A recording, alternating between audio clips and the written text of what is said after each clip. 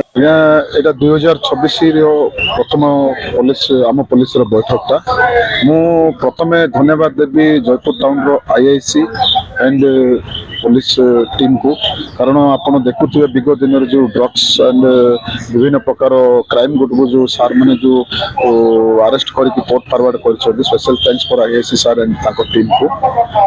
ଆଉ ଗୋଟେ ଜିନିଷ ରହିଲା ଆଜ୍ଞା, ଜୟପୁର ସହରର ସବୁଠୁ ଜନଗହଳିପୂର୍ଣ୍ଣ ଛକଟା ହେଉଛି ଆଜ୍ଞା ରଜାନଗର ଛକ। ଆପଣମାନେ ଦେଖୁଥିବେ ସେ ଜାଗାରେ ସେଟାକୁ ମାନେ ଆପଣ ଦେଖିବାକୁ ଗଲେ ସେଟା ସାତପୁରିଆ ରାସ୍ତା ଆଜ୍ଞା।